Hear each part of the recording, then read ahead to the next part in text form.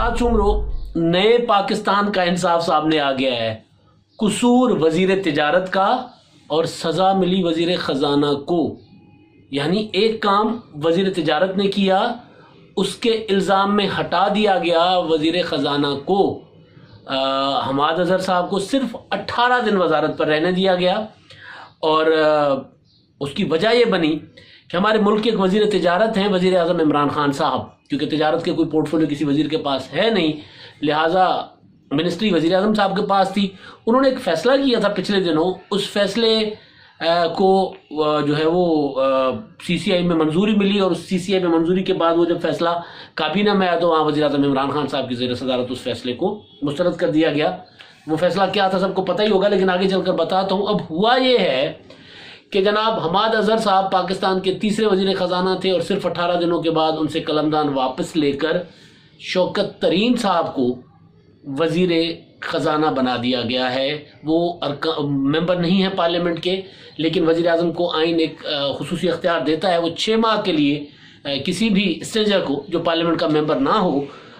منتخب نہ ہو, اس کو وہ وزیر لگا سکتے ہیں, قلمدان کوئی سونپ سکتے ہیں, مشیر کے علاوہ وزیر بھی لگا سکتے ہیں. لہذا شوکت ترین صاحب وزیر بن گئے. اب مجھے لگ رہا ہے کہ شوکت ترین صاحب کو عمران خان صاحب کے دماغ میں ہوگا کہ ایک ترین ساتھ ہونا چاہیے نا. ایک ترین تو لگتا ہے کہ آج کل وہ ساتھ نہیں ہیں, ان کے ساتھ عمران خان صاحب کے معاملات کچھ اچھے نہیں چل رہے, تو چلے وہ ترین نہ صحیح یہ والے ترین صحیح. تو عمران خان صاحب نے شوکت ترین صاحب کو وزیر خزانہ لگا دیا گیا ہے. شوکت ترین صاحب کو کب وزیر خزانہ لگانے کا فیصلہ ہوا تھا,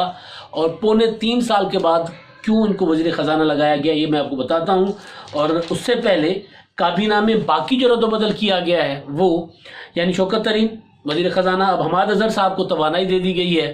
سزا ہے, توانائی کی وزارت پاکستان میں سزا ہوتی ہے. جو ہے وہ اپنا راجہ پرویز اشرف صاحب وزیر تھے, وابڈا پاور اینڈ تب وہ منسٹریز اس طرح الگ نہیں تھی. اس کے علاوہ پھر وہ جو پیپلز پارٹی کے زمانے میں وہ ہوئے احمد مختار صاحب کو لگایا گیا تھا. بہرحال پاکستان میں یہ ریلوے کی وزارت, یہ وزارتیں, یہ سزائیں ہوتی ہیں کیونکہ ان کے بحران چلتے ہی ہیں, ختم نہیں ہوتے, ٹلنے کا نام نہیں لیتے. اب پیچھے آپ نے دیکھا ہوگا کہ توانائی کا جو تھے منسٹریز جن کے پاس تھی, یا جو مشیر جن کے جو رہے, ان کے ساتھ کیا کیا حشر ہوا. تو بہرحال حماد اظہر صاحب کو توانائی میں لگا دیا گیا ہے, اور خسرو بختیار صاحب یہ ابھی بھی وزیر ہیں,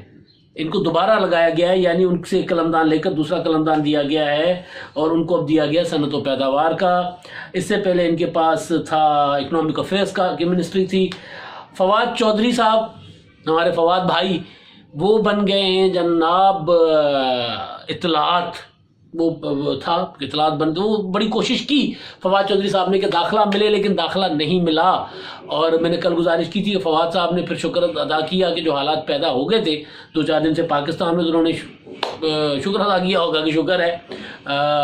بلا ٹل گئی, نہیں ملی وزارت, اچھا ہی ہوا. اور شبلی فراز صاحب کو سائنس اور ٹیکنالوجی, مطلب میں حیران ہوں کہ شبلی فراز, فواد چودھری تو کاریگر آدمی ہے, ان کو لہریں گرنے پر بھی لگا دیتے تو وہاں پہ کوئی نہ کوئی کام نکال لیتے. یہاں پر میں پازیٹیو بات کروں, نیگیٹو نہیں کہہ رہا, لہریں گرنے والا نہیں, بہت نیگیٹو ہے. لیکن فواد چودھری صاحب کیونکہ کوئی نہ کوئی چیز, کوئی نہ کوئی ان کا نکال ہی لیتے ہیں اپنے, اگر ان کو کوئی مل جائے نا عہدہ, پیپلز پارٹی میں تھے, مشرف کے زمانے میں تھے, تو وہ پھر وہ اپنا مقام بنا لیتے ہیں. ان کو پتہ ہے کہ جناب اب میں نے کم از کم میڈیا میں نظر آنا ہے تو کس طرح آنا ہے, تو وہ اپنا بندوبست کر لیتے ہوتے ہیں. لیکن شبلی فراز صاحب وزیر اطلاعات رہ کر بھی وہ جس طرح کے وزیر اطلاعات تھے, سب کو پتہ ہی ہے کہ ان سے اکیلے شہباز گل صاحب نہیں سنبھل رہے تھے. باقی تو معاملات میڈیا اور باقی چیزیں تو بہت زیادہ سخت ہوتی ہیں, بہت زیادہ ٹف ہوتی ہیں. سختی ٹف ہوتی ہیں, ٹف ہونا سخت ہونا شاید ایک ہی بات ہے, لیکن بہرحال تھوڑا سا ڈفرینس ہوگا. عمر ایوب صاحب کو اکنامک افیئرس دیا گیا ہے جی. پاور ڈویژن تھی پہلے ان کے پاس, پاور ڈویژن اور پیٹرولیم تھی ان کے پاس. اب یہ سارا معاملہ جب یہ سامنے آتا ہے تو پھر شیخ رشید صاحب کا مشہور جملہ یاد آتا ہے. وہ آتا ہے وزیر وزیر ہوتا ہے چاہے جہاں مرضی رہے, چاہے وہ ریلوے کا بیڑا غرق کر رہا ہو, چاہے وہ داخلہ میں بیٹھ کر تباہیاں پھیلا رہے ہوں, تو وزیر وزیر ہوتے ہیں. چاہے وہ اطلاعات میں رہیں, چاہے سائنس اور ٹیکنالوجی میں رہیں,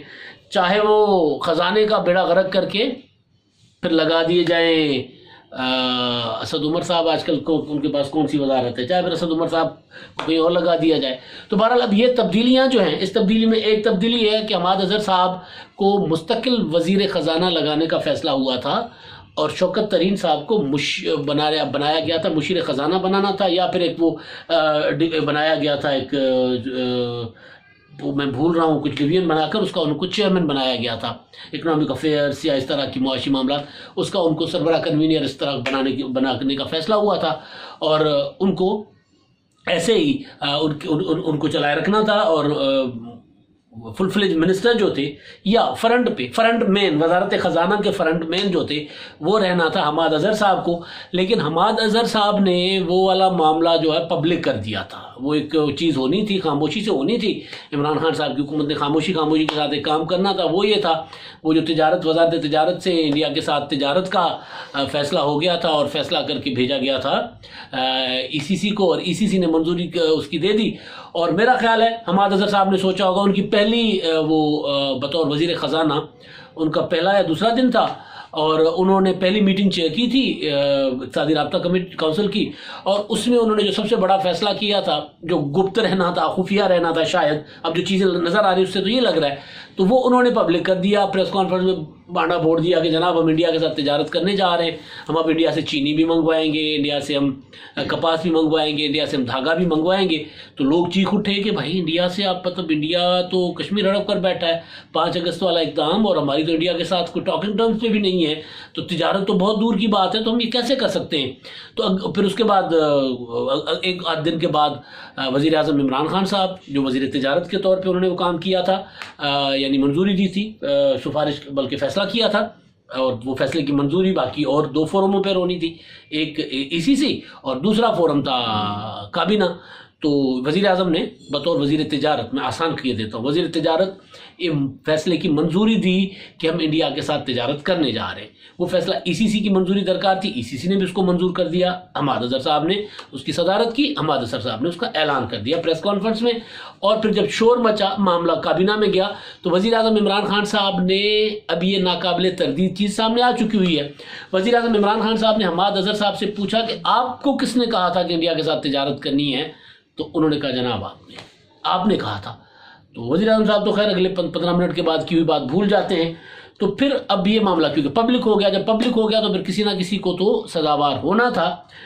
اب ہوا یہ کہ ان کو، حماد اظہر صاحب کو کھڈے لائن لگا دیا گیا توانے وغیرہ والی سائڈ پہ، اور آہستہ آہستہ وہ لائم لائٹ سے ہٹ جائیں گے. وزیر خزانہ ہونا بڑی چیز تھی. اچھا، تو یہ تو ہوا کہ عمران خان صاحب نے اپنے گناہ کی سزا کسی اور کو دے دی. یہ ہے عمران خان صاحب کے ملک کا انصاف، عمران خان صاحب کا کیا ہوتا ہے وہ نئے پاکستان کا انصاف. اچھا جی، اب آتے ہیں شوکت ترین صاحب پر. تو جناب جب عمران خان صاحب حکومت میں آئے تھے، یا جب حکومت میں لانے کی ان کی باتیں چل رہی تھیں کہ اب اگلی حکومت عمران خان صاحب کی بنے گی، جو سیٹ اپ تھا، اس سیٹ اپ میں وہ جن کو کوئی سلیکٹڈ کہتا ہے، سلیکٹرز کہتا ہے، جو بھی کہتا ہے وہ، لیکن کچھ حقائق ہوتے ہیں، ہمارے ملک کے کچھ حقائق ہیں. تو بہرحال انہوں نے یہ فیصلہ کیا تھا کہ شوکت ترین صاحب جو ہیں وہ پاکستان کی وزارت خزانہ چلائیں گے، شوکت ترین صاحب کو لایا جائے گا. لیکن عمران خان صاحب نے کہا تھا کہ نہیں، میرے پاس ارسطو ہے. یاد ہے نا یہ اشارہ، یہاں سے یہاں معیشت ایسے اٹھے گی، اور میوزک سن کر میرا ارسطو جو ہے، میوزک سن کر معیشت ٹھیک کرتا ہے. تو آپ سمجھ تو گئے ہوں گے کہ میوزک سن کر معیشت ٹھیک کرنے والا ارسطو یعنی اسد عمر صاحب. تو عمران خان صاحب نے کہا میں اسد عمر صاحب کو لگاتا ہوں، اسد عمر صاحب کا بہت تجربہ ہے، اسد عمر صاحب کا یہ ڈیزائن کیا ہوا ماڈل ہے، 50 لاکھ گھر، 1 کروڑ نوکریاں، اور نہ جانے کیا کیا کنسٹرکشن انڈسٹری، اور پھر 200 ارب روپے آئیں گے، 100 ارب ادھر منہ پہ ماروں گا، 100 ارب ادھر منہ پہ ماروں گا، اور IMF میں نہیں جاؤں گا. IMF میں جانے سے روکا تھا اسد عمر صاحب نے. تو عمران خان صاحب نے کہا میرے پاس ارسطو ہے، تو میں تو دنیا کے سب سے بڑے ارسطو، سب سے بڑے افلاطون کو، معیشت کے سب سے بڑے ارسطو، سب سے بڑے افلاطون کو وزیر خزانہ بنانا چاہتا ہوں. تو انہوں نے کہا کہ جناب دیکھ لو، آپ بھی کر لو. تو انہوں نے بنا دیا، اور پھر 1 سال کے اندر اسد عمر صاحب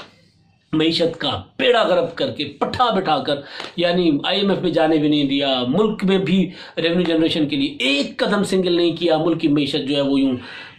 زمین بوس ہوتی گئی اور ہوتی گئی. تو پھر عمران خان صاحب کو دوبارہ کہا گیا کہ بھائی آپ کے پاس 2 آپشنز ہیں، شوکت ترین یا حفیظ شیخ. تو عمران خان صاحب کی ناک کیونکہ اونچی ہوتی ہے، وہ اپنی انا کے بہت زیادہ اسیر ہیں، کیونکہ شوکت ترین صاحب کو تو وہ پہلے نہ کر چکے ہوئے تھے، تو لہٰذا وہ مان گئے حفیظ شیخ صاحب پر۔ پھر حفیظ شیخ صاحب آئے تو معیشت ہماری مزید مائنس میں چلی گئی۔ حفیظ شیخ صاحب نے کیا کرنا تھا، اس عمران خان صاحب کی جو ٹیم ہے اس میں تو کسی کو ککھ بھی نہیں پتا کہ معیشت ہوتی کیا ہے، پتہ تو مجھے بھی نہیں ہے، لیکن ظاہر پتہ تو نظر آ رہا ہوتا ہے نا کہ کارکردگی سے میرے پاس معیشت ہو اور میں نہ چلا سکوں تو نظر آ جاتا ہے کہ بھائی مجھے پھر پتہ نہیں ہے۔ تو بہرحال وہ پھر حفیظ شیخ صاحب جن کا ایجنڈا پر آئے تھے، جن کا ایجنڈا انہوں نے نافذ کرنا تھا، وہ کرا کے اور پاکستان کی اسٹیٹ بینک تک گروی کر کے پھر فائنلی یہ ہوا کہ عمران خان صاحب نے کہا کہ نہیں یار ان کو ہٹا دیتے ہیں، اور ان کو ہٹانے کے بعد پھر حماد اظہر صاحب کو لایا گیا کہ اپنا بندہ ہوگا، اپنا منڈا ہے یار، اپنا لاہوری منڈا ہے تے او جڑا اپنا کم بھی صحیح کرے گا، لائل بھی ہے ساڑھے نال تے منتخب بھی ہے تے انہوں رکھو۔ تو ان کو پھر یہ معاملہ ہو گیا، تو آنا تھا شوکت ترین صاحب نے، اور شوکت ترین صاحب کی جگہ آگے اسد عمر صاحب کو ہٹا کر پھر انا کے اسیر عمران خان صاحب نے لگایا حفیظ شیخ صاحب کو۔ اب آ گئے شوکت ترین صاحب۔ اب شوکت ترین صاحب کیا کرنے آئے؟ شوکت ترین صاحب کا میں نے جب پتہ کیا، شوکت ترین صاحب کا کیونکہ زیادہ کراچی بیسڈ وہ رہے ہیں، ان کا بزنس وغیرہ ہے یا وہ جو بینکنگ سیکٹر سے جتنا بھی ان کا تعلق رہا ہے کراچی میں رہا ہے، یہ جو ہوتے ہیں نا ڈوبتے بینک، ڈوبتے کاروبار، وہ یا جس کو کہیں کباڑ، کراچی والے کہتے ہیں کہ شوکت ترین صاحب کباڑ کے ماہر ہیں، بیسیکلی معیشت کی کباڑ، یعنی جیسے ایسے ہو کہ ایک آپ کے پاس گاڑی آتی ہے جو بالکل کباڑے کی ہے، اس کو وہ ٹھیک کر کے رنگ روگن کر کے وہ بیچ دیں گے آپ کو، وہ اس کو چلا نہیں سکیں گے، ان کی یہ ایکسپرٹی ہے، اور وہ آتے ہیں شارٹ ٹرم۔ کراچی میں ان کو کہتے ہیں شارٹ ٹرم شوکت ترین صاحب کو۔ معیشت کے حلقوں میں نے جب پتہ کیا، میرا کخ بھی نہیں معیشت کے نال تعلق، میں ایک پولیٹیکل رپورٹر ہوں، پولیٹیکل جرنلسٹ ہوں، لیکن ظاہر ہے تھوڑا بہت تو کام کر ہی لیتا ہے بندہ۔ تو وہ جب میں نے پتہ کیا کہ شوکت ترین صاحب کا کیا ہے، تو مجھے پتہ چلا کہ شوکت ترین صاحب جو ہیں وہ کرتے یہ ہیں کہ شارٹ ٹرم ہے، وہ آتے ہیں چھوٹا سا کام کرتے ہیں، اپنا ان کا ایجنڈا ہوتا ہے، وہ اپنا ایجنڈا نپٹا کے وہ نکل جاتے ہیں۔ اب اس بار ان کا پیپلز پارٹی کے دور میں آپ کو یاد ہوگا جب وہ وزیر خزانہ تھے کچھ عرصے کے لیے رہے، اور اس کے بعد پھر پیپلز پارٹی والوں کو سمجھ آ گئی تھی، اسد زرداری صاحب بہت تیز آدمی ہیں، ان کو سمجھ آ گئی تھی کہ یار یہ کوئی گیم اور ہے، تو انہوں نے پھر شوکت ترین صاحب کی جگہ کو کر کے، کیونکہ جو تھے اسحاق ڈار صاحب وہ کچھ عرصہ وزیر خزانہ رہے تھے جب تک پیپلز پارٹی مسلم لیگ نون اتحادی حکومت میں تھیں، تو اس کے بعد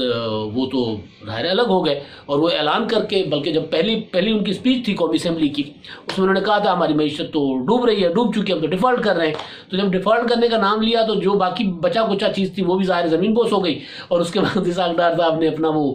لو ہم نے دامن جھاڑ دیا، اور وہ دامن جھاڑ کر وہ چلے گئے، اور سارا ملبہ آ گیا تھا، اس وقت معیشت گر گئی تھی، تو بہرحال شوکت ترین صاحب کو دی۔ شوکت ترین صاحب جو ہیں وہ بھی ٹھیک نہیں کر سکے تھے، پھر وہ بھی چلے گئے، تو پھر حفیظ شیخ صاحب آئے، حفیظ شیخ صاحب نے بھی جو کچھ کرنا تھا کیا، پھر بہرحال وہ نوید قمر صاحب وغیرہ یہ بھی سارا کچھ۔ تو شوکت ترین صاحب تو مشیر خزانہ تھے، اور حنا ربانی کھر تھیں اپنا، انہوں نے وہ بجٹ وغیرہ پیش کیا، ان کو مشیر رکھا ہوا تھا۔ تو بہرحال یہ اب معاملہ یہ ہے شوکت ترین صاحب کا۔ اب شوکت ترین صاحب کے لیے جو کہا جاتا ہے کہ وہ کسی بڑی گیم میں ہوتے ہیں، بڑی گیم کرتے ہیں، ان کا وہ انہوں نے پچھلے دنوں میں نے ایک انٹرویو سنا تھا، انہوں نے کہا تھا کہ میں ڈوبا ہوا جو ہے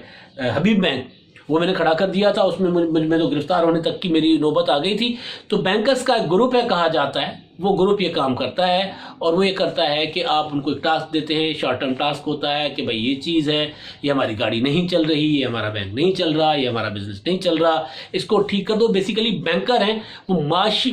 ماہر کہہ رہے ہیں، وہ جو ملکی معیشت چلانے والے جو سوشو پولیٹیکل اکانومی ہوتی ہے اس کو چلانے کا کہتے ہیں، کہ شوکت ترین صاحب کو نہیں پتہ۔ اور پاکستان کی معیشت کے لیے کراچی کے ایک بہت بڑے ایک ماہر نے کہا کہ پاکستان کی معیشت کے دو اسپیکٹ ہیں، ایک کہ معیشت کوئی بھی نہیں چلا سکتا، دوسرا یہ کوئی بھی چلا سکتا ہے۔ کوئی بھی نہیں چلا سکتا سے مراد کہ اگر کوئی کچھ کرنا چاہتا ہے تو کچھ نہیں کر سکتا،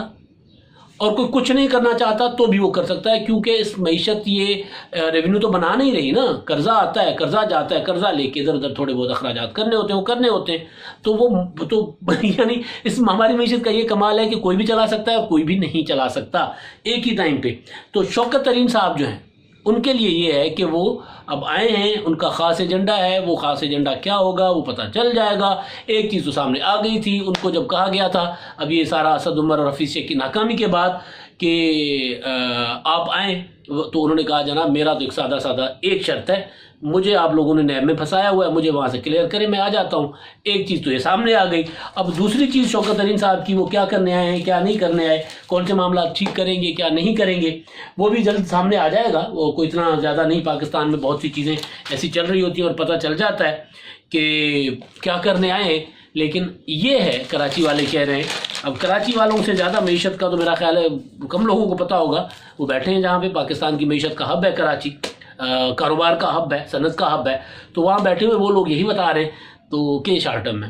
تھوڑے وقت کے لیے تھوڑا مختصر سا ایجنڈا لے کر آتے ہیں۔ بس سادہ سی بات وہ انہوں نے مجھے بڑی خوبصورتی سے بتا دی کہ وہ کباڑ کی گاڑی ہوتی ہے، ایک اٹھاتے ہیں اس کو رنگ روگن کر کے، باہر سے لگتی ہے لش پش ہوتی ہے، چمک رہی ہوتی ہے، چلانے والا پھر بعد میں کہیں اس کا ٹائر ادھر جا رہا ہوتا ہے، کہیں انجن گر رہی ہوتی ہے، کہیں کچھ گر رہا ہوتا ہے، کہیں سائلنسر پڑا ہوتا ہے، کہیں وہ دوبارہ، تو وہ یہ کر لیں گے کہ آپ کو چیزیں نظر آ جائیں گی کہ آپ کو چیزیں ٹھیک ہو گئی، اندر کھوکھلی ہوں گی۔ اچھا جی، اب آخر میں وہ جو ہمارا سلسلہ ہے اپنے مہربانوں کی کمنٹس کے اوپر بات کرنے کا، تو عمران احمد صاحب ہیں، وہ یہ کہتے ہیں کہ فواد چودھری صاحب شبلی فراز سے کافی بہتر ہیں بطور وزیر اطلاعات، کیونکہ ان کا ایک تو پی پی پی سے بھی پرانا تعلق رہا ہے اور مشرف صاحب کے ساتھ بھی رہے ہیں، کافی تجربہ کار ہیں، لیکن پی ایم ایل این کو بہت ٹف ٹائم دیتے ہیں۔ دوسرا وہ منتخب ایم این اے بھی ہیں، اس لیے ان کو کافی معاملات کا پتہ ہے بنسبت شبلی صاحب کے۔ جی بالکل، میں نے پہلے بھی کہہ دیا کہ وہ تو پھر فواد چودھری صاحب جب بیٹھتے ہیں کام کرنے، فواد چودھری صاحب کو پتہ ہے کام کیسے ہوتا ہے، اور وہ پھر اچھا کر لیں گے۔ فواد چودھری صاحب کو لانے کا مطلب یہ ہے کہ ابھی ہم سے کچھ ہو ہی نہیں رہا، تو اگر کچھ ہو نہیں رہا تو کم از کم چیخ چلا تو لیں، بات تو کر لیں، اپنی بات تو میڈیا میں ہو، سارا دن میڈیا میں تو رہیں۔ اب تو اپوزیشن چڑھے جا رہی، باوجود اس کے کہ اپوزیشن کی ایک دوسرے کے ساتھ اپوزیشن کر رہی ہے، اپوزیشن کر رہی ہے، اس کے باوجود بھی حکومت جو ہے وہ کبھی دھرنوں کے معاملے کو ڈیفینڈ نہیں کر پا رہی، کبھی کچھ ہو رہا ہے، کبھی کچھ ہو رہا ہے، کبھی معیشت کا بیڑا غرق ہے، کبھی کہاں پھنسے کبھی کہاں پھنسے۔ تو کم از کم فواد چودھری صاحب یہ تو بہت اچھا کر لیں گے۔ اور میں نے بتایا تھا کہ فواد چودھری صاحب پھر وہ سیاسی ٹرمز نہیں بناتے ہیں، جب بات کرتے ہیں تو اس کا جواب دینا بھی بڑا مشکل ہو جاتا ہے۔ شبلی صاحب سے بہت بہتر وزیر اطلاعات ہوں گے، کارکردگی حکومت کی نہیں ہے، بتانی ہے اور بہت اچھا بتا دیں گے۔ کارکردگی بتا نہیں سکیں گے، دکھا نہیں سکیں گے، بتانا ان کو فواد چودھری صاحب کو بہت خوبصورت آتا ہے، وہ بتا دیں گے۔ رہی بات شبلی فراز صاحب کی، تو ان کو وزارت سائنس اور ٹیکنالوجی مل گئی ہے، تو وزارت سائنس اور ٹیکنالوجی میں پھر وہ فواد چودھری صاحب نے وہ جو بنانے تھے، کیا تھا وہ جو لگاتے ہیں وینٹیلیٹرز وغیرہ، اور یہ وہ سارا انہوں نے بنانے کا کیا ہوا تھا، تو اس کا باقی جو رہا ہوا کام ہے فواد چودھری کا آدھے میں چھوڑا ہوا کام، وہ اس کو پایا ہے تکمیل تک پہنچائیں گے شبلی فراز صاحب کی بات کروں، آپ اس میں پریشان نہ ہو۔ شبلی فراز صاحب کوئی کام پایا تکمیل تک پہنچا سکتے ہیں، وہ پہنچا دیں گے۔ عبدالحسن صاحب ہیں جی، وہ کہتے ہیں مریم بی بی کو سندھ بھیجو، پی پی پی درست ہو جائے گی۔ بالکل ٹھیک بات ہے، اس میں کوئی دو رائے نہیں ہے۔ پیپلز پارٹی کو سندھ میں کسی بھی قسم کا کوئی کمپٹیشن نہیں ہے، کوئی خطرہ نہیں ہے، اسی وجہ سے پیپلز پارٹی کی کارکردگی اچھی نہیں ہوتی۔ جب تک کوئی آپ کے سامنے مد مقابل نہ ہو، جب تک آپ کو کسی کا خوف نہ ہو، جب تک آپ کی حکومت کو پتہ ہو کہ جناب ہمیں کوئی چیلنج کرنے والا نہیں ہے، ہمیں کوئی اپوزیشن نہیں ہے۔ حلیم عادل شیخ اپوزیشن کریں گے، مطلب آپ دیکھ ہی رہے ہیں نا، حلیم عادل شیخ جس طرح کرتے وہ اپوزیشن کرنے جاتے خود ہی پھنس جاتے، یا جو سندھ اسمبلی میں آپ دیکھ رہے ہیں، یا جو بھی اب حال ایم کیو ایم کا حشر دیکھیں آپ کراچی میں، اور باقی پی ایس پی وغیرہ سارا دیکھ لیں۔ مسلم لیگ نون مریم نواز اگر سندھ میں آئیں گی تو وہ ایک تگڑی اپوزیشن بن سکتی ہیں، اور اس کے بعد پیپلز پارٹی وہ جو لوگوں کے ایشوز پر، مسائل پر توجہ نہیں دیتی، پیپلز پارٹی مجبور ہو جائے گی اس طرف توجہ دینے میں۔ بالکل ٹھیک بات ہے کہ درست ہو جائے گی، جب تک تگڑی اپوزیشن نہ ہو کسی بھی حکومت کی، حکومت اپنا ایجنڈا جو ہے وہ مسلط کرتی ہے لوگوں پر، لوگوں کے مسائل جو ہے بڑھ جاتے ہیں۔ اب تک کے لیے اتنا ہی، اللہ حافظ۔